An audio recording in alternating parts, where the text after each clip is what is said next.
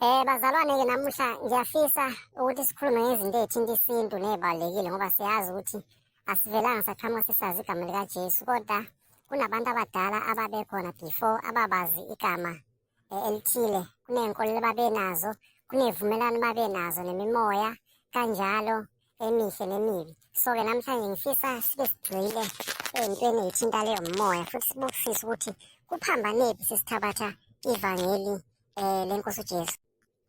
Baba Mfundisi, ngibonga ithuba, uNkulunkulu asangigcinile. Baba Mfundisi, kuningi okuphambene. Ngiyokhuluma kakhulu ngemingcwabo. Emingcwabeni iy'ngane azingahambi imingcwabo.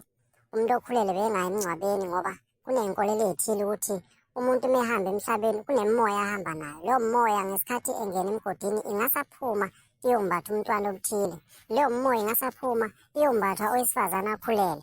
Leyo moya ungasaphuma ungena enganeni. Njengokuthi mhlawumbe lo muntu benemoya yokuganga, imoya yobukhunkuli, imoya yobuhlebe, imoya yotshwala. So lo moya ungasaphuma uyombatha enyama esaphila. So okhokho bethu babehlaniphile nanokuthi uma uye emngcwabeni kunezabo ufuna uqale kulona uququde izinto ezinjengequnga nezinye izinto. Uma ubuya futhi kufanele uququde lento ngaphandle kwekhaya bese futhi ungena ekhaya uphimisele ey'nganeni for i-protection. Iy'ngane zakho azingakhungathwa yilo moya wala obuya khona. Nanokuthi wena emkade ukhona usemngcwabeni noma uthinte umufi, kufanele uthole amakhathakhatha okuthi ugeze, ukhiphe isinyama, ukhiphe ithunzi elibi. Yingakho namhlanje izwe lakithi lifile ngoba sesithathe yonke into sayibeka kuJesu, wathi noJesu phela naye ube umuntu naye ophila ezweni lakamuva.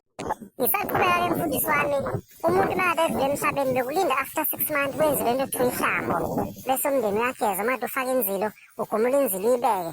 After isikhathi esingangonyaka lo muntu wenzela umsebenzi okuthiwa ukumbuyisa noma ukuyisindlu noma ukumphakamisa. Lokho kuwusiko olwalujule kakhulu ngoba umuntu uma ethwetshule wenziwe umkhovu kuthiwa after unyaka usumkhovu wanele ukuthi abethele isipikile ekhanda abe umkhovu wangempela. So-ke le nto ibigwenya ngokuthi kwenziwa amasiko namazaba. Okhokho bethu babehlaniphile bayingqapheli bawosolwazi, kodwa namhlanje ngesimo sokuduka nanokuthi silandele amamboka sigcine namhlanje nasingondi ngasithebeni sithatha izinto esingazazi. Nawe mama nawuthi qaphu sizwe uvo lwakho. Nama ngisomi nalutho. Ya sibonge nje ithuba mfundisi osipha lona. Usubekile laphana uzakwethu, nami ngithi cha angiphawule ukuthi impela thina ngemnyama sinayo lento ukubothathekile.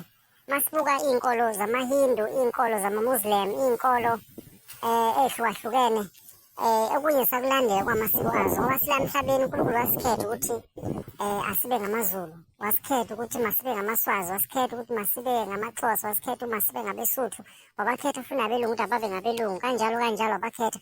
So adoptha amasiko ezinye izizwe ikhona lokho okusigcina kusiqhatha. uNkulunkulu wasikhetha ukuthi mina nifanele ukuba la e-KZN nibe ngamaZulu.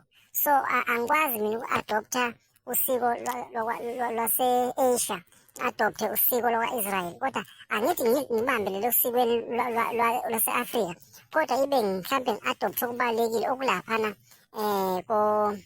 emazweni angapha.